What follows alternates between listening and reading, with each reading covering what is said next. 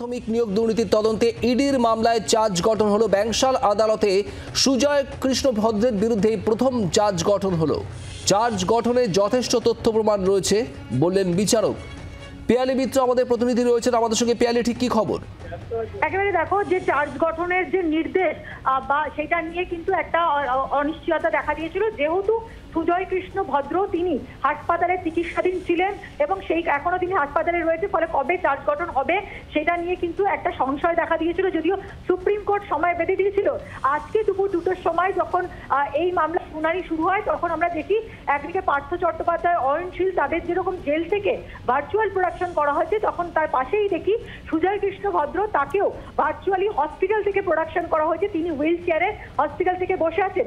এরপরেই বিচারক যেটা জানিয়ে দেন যে বিষয় যে এই মামলায় ইডির তরফ থেকে যে তথ্য প্রমাণ পেশ করা হয়েছে তার থেকে এটা স্পষ্ট যে সমস্ত অভিযুক্ত, তুমি জানো যে মোট 54 জন পার্থ চট্টোপাধ্যায়, অয়নশীল সহ যারা অভিযুক্তরা রয়েছে এবং 27টা কোম্পানি, 54 জনের মধ্যে 27টা কোম্পানি রয়েছে, প্রত্যেকের বিরুদ্ধে চার্জ গঠনের যথেষ্ট তথ্য প্রমাণ রয়েছে। এরপরেই বিচারক জানান যে প্রথম তিনি চার্জ গঠন করবেন সুজয় কৃষ্ণ ভদ্রকে দিয়ে এবং তিনি সুজয় কৃষ্ণ ভদ্রের উদ্দেশ্যে বলেন যে তার বিরুদ্ধে যেটা অভিযোগ উঠেছে যে তিনি এই দুর্নীতির সঙ্গে যুক্ত, দুর্নীতি থেকে তিনি টাকা রোজগার করেছেন, সেই টাকা লুকিয়ে রেখেছেন, মানিক ভট্টাচার্য অয়নশীলদের সঙ্গে মিলে অযোগ্য চাকরি পাচ্ছে যে টাকা দিয়েছেন এবং লিপস এন্ড বাউন্সে তিনি কর্মকর্তা ছিলেন। ফলে তার বিরুদ্ধে পিএমএল এর 4 নম্বর ধারা অনুযায়ী তার বিরুদ্ধে চার্জ গঠন করা হলো।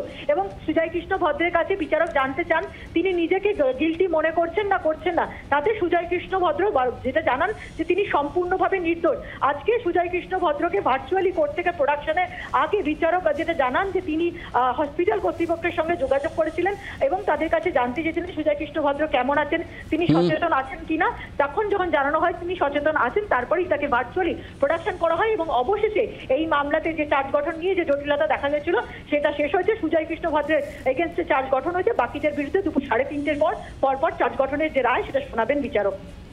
নজর রাখো পিয়ালি, ধন্যবাদ তোমাকে। আপাতত অর্থাৎ সুজয় কৃষ্ণ ভদ্রের বিরুদ্ধে চার্জ গঠন হয়ে গেল আজ ব্যাংশাল আদালতে। হাসপাতালে চিকিৎসাধীন রয়েছেন সুজয় কৃষ্ণ ভদ্র, সেখান থেকেই ভার্চুয়ালি আদালতে পেশ করা হয় তাকে এবং তারপরেই চার্জ গঠন হলো ব্যাংশাল আদালতে। প্রাথমিক নিয়োগ দুর্নীতি মামলায় ইডির তদন্তে ইডির করা মামলায় আজ সুজয় কৃষ্ণ ভদ্রের বিরুদ্ধে প্রথম চার্জ গঠন হলো এবং এরপর আজই পার্থ চট্টোপাধ্যায় সহ বাকিদের বিরুদ্ধেও চার্জ গঠনের প্রক্রিয়া শুরু হবে।